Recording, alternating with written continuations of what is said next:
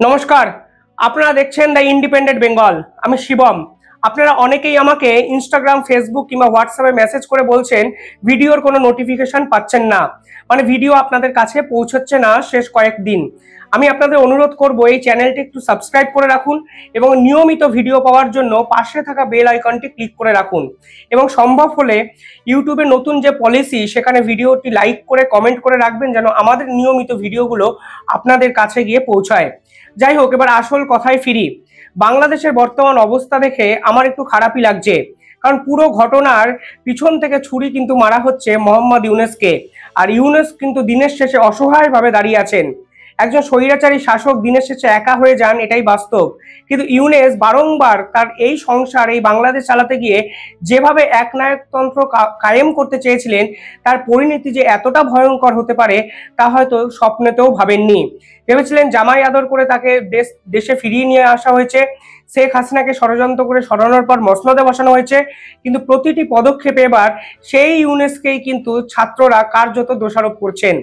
বাংলাদেশ রীতিমতো উত্তাল বর্তমানে আরো এক নতুন ধরনের আন্দোলনে। যারা এই বৈষম্য বিরোধী ছাত্র আন্দোলনের রাস্তায় নেমেছিলেন তারা বিভিন্ন ক্ষেত্রে আঘাতপ্রাপ্ত হয়েছিলেন। তারা বারংবার করে দাবি করেছিলেন এই সকল উপদেষ্টা এবং সমন্বয়করা যারা অরিজিনাল আন্দোলন করে রাস্তায় আন্দোলনটি করেছিলেন তাদের পাশে নেই।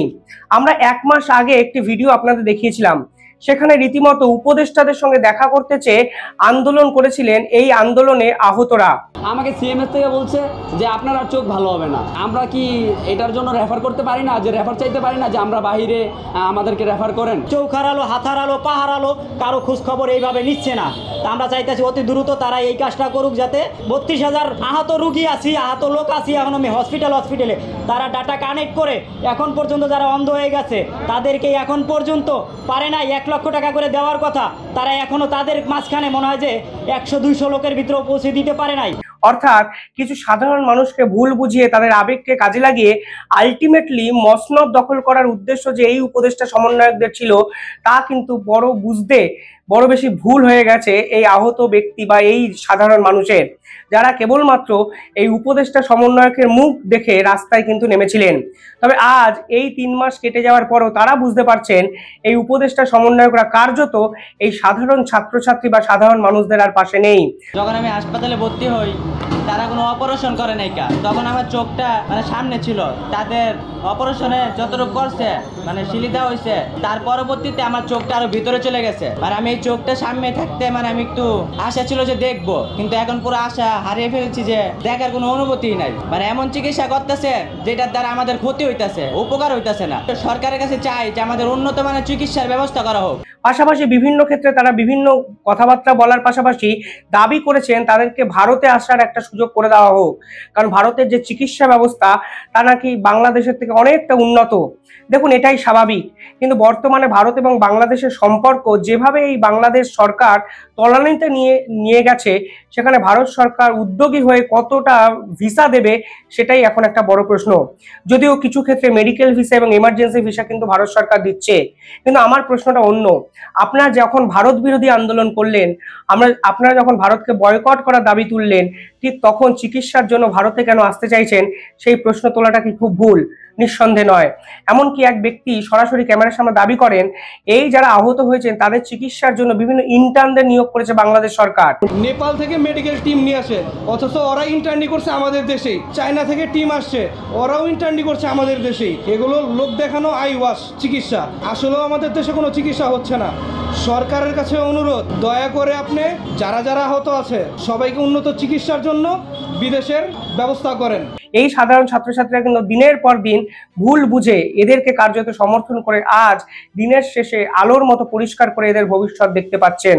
ফলে অবশেষে এই উপদেষ্টা সমন্বয়ক এবং সর্বোপরি ইউনূস সরকারের চরম বিরোধিতায় রাস্তায় নামতে বাধ্য হলেন এই আন্দোলনকারী আহতরা। আমরা দেরি করেছি, এজন্য আমরা দুঃখিত। আপনারা অনেকক্ষণ কষ্ট করেছেন, আমরা দুঃখিত। আমরা আপনাদের কাছে করজোড়ে ক্ষমা চাচ্ছি যে আপনাদের যে দুঃখ কষ্ট এটাকে আমরা করতে পারি নাই। আপনারা যে ধরনের যে রিড্রেস চাচ্ছেন, যেভাবে চাচ্ছেন এই জিনিসগুলো এখানে আমাদের পরিচালক আসছেন, সাইদুল স্যার আসছেন, আসিফ নজরুল স্যার আছেন, আসিফ মাহমুদ আছেন, আমি আছি। আমরা কথা দিয়ে যাচ্ছি এবং আপনাদেরকে বারবার আমরা পৌঁছাইছি কথাটা, যে আমাদের পক্ষ থেকে বারবার পৌঁছানো হয়েছে যে 2টা বাজে আগামীকাল 2টা বাজে সচিবালয়ে বসে আপনাদের প্রতিনিধিদের সাথে আমরা কথা বলবো। কালকে উপদেষ্টারা কার্যত চাপের কাছে মাথা নামিয়ে বুঝতে পারলেন সকলের সামনে যদি ক্ষমা না চাই, ভুল যদি স্বীকার না করি, তাহলে হয়তো বিষয়টা সামলানো যাবে না। কিন্তু এই তো প্রথম ভুল স্বীকার করার পালা। প্রথম তারা ভুল স্বীকার করেছিলেন এই আওয়ামী লীগ সহ বিভিন্ন রাজনৈতিক দলগুলো যেভাবে ব্যান করতে চাইছেন, তারপরে তারা বুঝতে পেরেছিলেন রাজনৈতিক দলগুলোকে ব্যান করলেই সমস্যার সমাধান হবে না। আজ তারা বুঝতে পারলেন একটা সেল গঠন করা হয়েছে, এটা কি আপনারা জানেন? সরকারিভাবে একটা সেল গঠন করা হয়েছে যার অফিস আমাদের ফাউন্ডেশন অফিসের পাশেই। এবং আপনারা যাদের যেই উন্নত চিকিৎসার জন্য দেশের বাইরে যেতে হবে, সেটার জন্য ইতিমধ্যে মেডিকেল বোর্ড টিম গঠন করা হয়েছে। কালকের মধ্যে আপনারা প্রসেসটা জেনে যাবেন কিভাবে উন্নত চিকিৎসার জন্য বাইরে যাওয়ার জন্য আপনারা অ্যাপ্লাই করবেন। দিনের শেষে আরো একটা কথা পরিষ্কার হয়ে গেল, জানেন, যখন মানুষ সত্যিকারের আসল চেহারাগুলোকে চিনে অরিজিনাল বিক্ষোভের রাস্তায় হাঁটেন, তখন কিন্তু পৃথিবীর কোনো শক্তি এই সকল ষড়যন্ত্রকারীদের বাঁচাতে পারে না। আরেকটা অন্য দিক এই পুরো আন্দোলনটাকে কেন্দ্র করে আন্তর্জাতিক মহলে উঠে এসছে।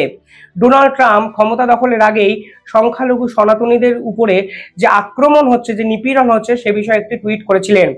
ডোনাল্ড ট্রাম্প ক্ষমতায় আসার পর মোহাম্মদ ইউনূস একটি ডিপ্লোম্যাটিক একটি চাল চেলেছিলেন। গোটা বিশ্বকে দেখানোর চেষ্টা করেছিলেন তার সঙ্গে ট্রাম্পের অত্যন্ত ভালো সম্পর্ক। অর্থাৎ ট্রাম্প ক্ষমতায় থাকলেও বাংলাদেশের সাথে আমেরিকার সম্পর্কের কোনো হেরফের হবে না। এমনকি বিভিন্ন উপদেষ্টা সমন্বয়কদের দিয়ে বলিয়ে দিয়েছিলেন ট্রাম্প বা রিপাবলিকানদের মধ্যেও অনেক কিন্তু ইউনূসের ভক্ত আছেন এবং অনেক বন্ধু এমন আছে যার ফলে দুই দেশের কূটনীতি কোনোভাবেই খারাপ হতে পারে না। কিন্তু আমেরিকা যেভাবে বাংলাদেশকে নিয়ে বর্তমান সময় রিয়্যাক্ট করছে, তাতে 100% আপনারা জেনে রাখুন আমেরিকার মতো প্রভাবশালী দেশ কিন্তু আর বাংলাদেশের সঙ্গে নেই। পরবর্তীকালে শেখ হাসিনার কূটনৈতিক এবং মাস্টার মাইন্ড যেভাবে এই বাংলাদেশের বর্তমান সরকারকে ক্রমাগত বিচলিত করেছে, তাতে কিন্তু বাংলাদেশ সরকারের যে দিনক্ষণ সময়সীমা ফুরিয়ে এসছে তা এক প্রকার নিশ্চিত। ফাঁদে পড়ে কালকে ইউনূস কিন্তু বিভিন্ন আন্তর্জাতিক জায়গায় যেতে শুরু করেছেন এবং তার দখলে বিভিন্ন দেশকে আনার চেষ্টা করেছেন। কিন্তু যেখানে বিশ্বের প্রভাবশালী দুই দেশ অর্থাৎ ভারত এবং আমেরিকাই বাংলাদেশের পাশে থাকবে না, ঠিক সেখানে বিশ্বের আর কোনো ছোট দেশ বাংলাদেশকে সমর্থন করবেন তা কিন্তু ভাবাটাও অলীক স্বপ্ন। বুঝতেই পারছেন ইন্টারন্যাশনাল রিলেশন সম্পর্কে ন্যূনতম জ্ঞান না থাকার জন্যই এই রকম ক্রমাগত ভুল চাল ছেলে গেছেন এই সকল উপদেষ্টা সমন্বয়করা। পাশাপাশি তারা এটাও দাবি করেছেন ট্রাম্প কোনোভাবেই বাংলাদেশকে চালিত করতে পারে না, ট্রাম্পের এই আশাটা কোনোভাবেই তাদেরকে ভাবাচ্ছে না। অর্থাৎ আমেরিকাতে কে মসনদে বসলো তাতে এই পাড়ার পল্টু মস্তান সমন্বয়ক উপদেষ্টাদের কোনো যাই আসে না। কিন্তু আলটিমেটলি দেখা গেল তারাই এখন বিক্ষোভের সম্মুখীন হয়েছেন। যাদেরকে ভুল বুঝিয়ে রাস্তায় তারা নামিয়েছিলেন তারাই এখন আন্দোলন করছেন তাদের পাশে থাকার জন্য। এমনকি উপদেষ্টাদের সময় চেয়েও পাওয়া যায় না, এরকমও বিস্ফোরক দাবি কিন্তু করেছেন এই আহতরা। পাশাপাশি ডোনাল্ড ট্রাম্প কিন্তু পাল্টা লাগাতার ভাবে বাংলাদেশকে বিভিন্ন ক্ষেত্রে পর্যদস্ত করার চেষ্টা করে যাচ্ছেন। বলা ভালো বাংলাদেশের যে আসল চেহারা তা কিন্তু আন্তর্জাতিক স্তরে সকলের সামনে কিন্তু তুলে ধরার চেষ্টা করছে আমেরিকা। কারণ আমেরিকার যে পররাষ্ট্র উপদেষ্টা পররাষ্ট্র সচিবের যে মন্ত্রণালয়, তার যে উপদেষ্টা তিনি বাংলাদেশ সম্পর্কে এটি কড়া মন্তব্য করেছেন কালকে। আমি বলে রাখি, দেখুন, প্রভাবশালী দেশ আমেরিকা বা ভারতের মন্তব্যের সঙ্গে পাশের কোনো ক্ষুদ্র দেশের মন্তব্যের তুলনা করবেন না। যদি আপনারা তুলনা করেন তাহলে আপনারাও যে রাজনৈতিক দূরদর্শিতা দেখাতে পারছেন না তা কিন্তু ধরে নেওয়া যেতে পারে। কারণ আমেরিকা যখন কোনো বিষয়ে কোনো কমেন্ট করে সেই বিষয়টা একটা আন্তর্জাতিক ইস্যু হয়, তার সেই বিষয় নিয়ে রীতিমতো চর্চা হয়, বিশেষজ্ঞরা সেই বিষয়ের মধ্যে গভীরতা খোঁজার চেষ্টা করেন। কিন্তু এক্ষেত্রে বাংলাদেশ সম্পর্কে আমেরিকা যেভাবে গোটা বিশ্বের কাছে আসল তথ্য তুলে ধরার চেষ্টা করছেন, তাতে কিন্তু বাংলাদেশ সম্পর্কে গোটা বিশ্বের ধারণা এবং ন্যারেটিভ সম্পূর্ণভাবে বদলে যাচ্ছে। মোহাম্মদ ইউনূসকে নিয়ে এবার তারা শেষ 10 দিনে 3টে খবর এমনভাবে তারা প্রচার করলেন, তারা এমনভাবে বললেন, তাতে কিন্তু ইউনূস সরকারের পতনকে আরো সুনিশ্চিত করে। অন্তত আন্তর্জাতিক স্তরে বাংলাদেশের সাথে বহির্বিশ্বের যে সম্পর্ক তাতে কিন্তু ব্যাহত করবে বলে আমার মনে হয়। আমেরিকার যে পররাষ্ট্র দপ্তর তার উপদেষ্টা কি বলেছেন, তার উপদেষ্টা যে কথা বলেছেন তা আমরা অনেক আগেই বলেছি। কিন্তু যখন আমেরিকা বলতে শুরু করেছে তখন নিঃসন্দেহে এই বিষয়টি কিন্তু অত্যন্ত গুরুত্বপূর্ণ। তিনি বলেছেন, বাংলাদেশে ভিন্ন মতাবলম্বী ও বিরোধীদের সহ সকলের মত প্রকাশের স্বাধীনতা, শান্তিপূর্ণ সমাবেশের অধিকার সুস্থিত করার পাশাপাশি সুরক্ষার আহ্বান জানিয়েছে মার্কিন যুক্তরাষ্ট্র। স্থানীয় সময় মঙ্গলবার মার্কিন পররাষ্ট্র দপ্তরের উপদেষ্টা একটি কথা বলেছেন, যে কথার মধ্যে সরাসরি তিনি বলেছেন, আমরা ভিন্ন মতের ও বিরোধীদের সকল প্রকার মত প্রকাশের স্বাধীনতা ও শান্তিপূর্ণ সমাবেশের অধিকারে সমর্থন করি। আমাদের দৃষ্টিকোণ থেকে এসব স্বাধীনতা যে কোনো গণতন্ত্রের জন্য অপরিহার্য উপাদান। এবার দেখুন, বিরোধীদের সমাবেশ কথাটা উল্লেখ করেছেন মার্কিন যুক্তরাষ্ট্র। ঘটনাটা কি? ঘটনাটা হলো ঠিক দুদিন আগে যখন আওয়ামী লীগ একটি সমাবেশের ডাক দিয়েছিল, তখন বাংলাদেশের পুলিশ প্রশাসন, সেনাবাহিনী এবং এই সমন্বয়করা এই আওয়ামী লীগের কর্তাদের কিন্তু কার্যত গ্রেফতার করেছিলেন, কার্যত এদের উপর কিন্তু মানে যদি বলেন আক্রমণ করেছিলেন এবং এদেরকে কিন্তু রাস্তা থেকে সরিয়ে দিয়েছিলেন। অর্থাৎ বিরোধীরা যেভাবে বাংলাদেশে বিভিন্ন ক্ষেত্রে নিপীড়িত হচ্ছে তার কড়া ভূমিকা, তার কড়া নিন্দা কিন্তু এবার করলো আমেরিকা যুক্তরাষ্ট্র। অর্থাৎ তারা সেই আবার বুঝিয়ে দিল তারা শেখ হাসিনার পাশেই আছে। অর্থাৎ আওয়ামী লীগ কেন রাস্তায় নামতে পারবে না, আওয়ামী লীগ কেন আন্দোলন করতে পারবে না, বাংলাদেশের গণতন্ত্র অনুযায়ী কেন কোনো রাজনৈতিক দল বাংলাদেশের ইস্যু ভিত্তিক কোনো কথা বলতে পারবে না, সেই প্রশ্ন কিন্তু এবার সরাসরি তুলে দিলেন মার্কিন যুক্তরাষ্ট্র। এবং কার্যত এই বার্তার মাধ্যমে তারা কিন্তু স্পষ্টত বুঝিয়ে দিলেন শেখ হাসিনার পক্ষেই ব্যাটিং করে যাচ্ছেন ডোনাল্ড ট্রাম্প। কেন শেখ হাসিনার দল রাস্তায় আন্দোলন করতে পারবে না, যখন এই প্রশ্ন আমেরিকার সরকারি মহল থেকে করা হয়, তখন এর পিছনে কিন্তু বুঝতেই হবে ডাল মে কুচ কালা হে, যা মোহাম্মদ ইউনূসের রাজনৈতিক দূরদর্শী মস্তিষ্ক ধরতেই পারছেন না। পাশাপাশি আর একটা কি জানেন, সকলের আগে আরো একটি মানবাধিকার কমিশন, যেটা কিনা আমেরিকা যুক্তরাষ্ট্রের অন্যতম মানবাধিকার কমিশন, তারা একটি প্রতিবেদন পেশ করেছেন। তারা পরিষ্কারভাবে বলেছেন যে রাজনৈতিক বিশ্বাসের কারণে মানুষের উপর আক্রমণ করাটা তাদের মত প্রকাশের স্বাধীনতা ও সভা সমিতি সংগঠন করার অধিকারের লক্ষণ। কর্তৃপক্ষকে অবশ্যই রাজনৈতিক সংশ্লিষ্টতা নির্বিশেষে সব মানুষের ওই অধিকারগুলোর জন্য রক্ষা ও প্রতিপালনে পদক্ষেপ নিতে হবে। অ্যামনেস্টির মতো বিশ্ববিখ্যাত মানবাধিকার যে সংগঠন, তারা কিন্তু আমেরিকার পক্ষ থেকে এবার এই ধরনের বিবৃতি সরাসরি জারি করলো বাংলাদেশের উদ্দেশ্যে। অর্থাৎ অ্যামনেস্টির মতো এই ধরনের যুক্তরাষ্ট্রীয় এবং আন্তর্জাতিক স্তরের মানবাধিকার সংগঠন কিন্তু বাংলাদেশ ইস্যুতে ঝাঁপিয়ে পড়লো। ফলে পুরো বিষয়টা আর ইন্টারনাল পলিটিক্সের অন্তর্গত নয়। আমেরিকা কড়াভাবে বাংলাদেশের অবস্থান সম্পর্কে বিবেচনা করছে এবং বাংলাদেশের যেভাবে আওয়ামী লীগকে দমন করার চেষ্টা করছে, আওয়ামী লীগের সমর্থকদের মিথ্যা মামলায় গ্রেফতার করার চেষ্টা করছে, সনাতনীদের উপর অত্যাচার করার চেষ্টা করছে, তা গোটা বহির্বিশ্ব যে ভালো নজরে দেখছে না, তা কিন্তু আবার দিনের শেষে পরিষ্কার। কিন্তু মোহাম্মদ ইউনূস এবার করবেনটা কি? একদিকে ইন্টারনাল পলিটিক্স, যেখানে সমন্বয়ক উপদেষ্টারা তার বিরুদ্ধাচারণ করতে শুরু করেছেন, কেন নিজের পছন্দের লোক বসিয়েছেন মোহাম্মদ ইউনূস, এই প্রশ্ন তুলতে শুরু করে দিয়েছেন। অন্যদিকে ডোনাল্ড ট্রাম্প লাগাতার ভাবে শেখ হাসিনার পাশে দাঁড়িয়ে বাংলাদেশকে কার্যত গোটা বিশ্বের সামনে উলঙ্গ করে দিচ্ছেন। আর সব মিলিয়ে মোহাম্মদ ইউনূস ঘরে বাইরে যেরকম চাপের মুখে পড়েছেন, তাতে আপনারা হয়তো বিশ্বাস করতে পারেন মোহাম্মদ ইউনূস দীর্ঘদিন বাংলাদেশের মসনদে বসবেন। বিশ্বাস করুন, রাজনৈতিক ছাত্র হিসাবে আমি কোনো অবস্থাতেই বিশ্বাস করছি না এই সরকার আরো 6 মাস অন্তত এইভাবে চলতে থাকলে কাটিয়ে দিতে পারে।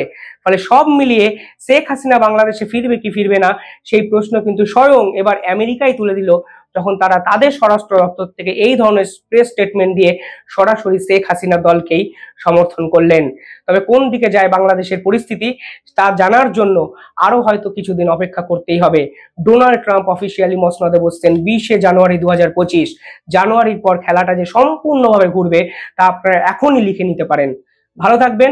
শুধু একটাই অনুরোধ, চ্যানেলটিকে সাবস্ক্রাইব করে পাশে থাকা বেল আইকনটি ক্লিক করবেন এবং ভিডিওতে নিয়মিত লাইক এবং কমেন্ট করবেন যদি আমাদের এই বিশ্লেষণমূলক ভিডিও আপনারা পেতে চান। ধন্যবাদ।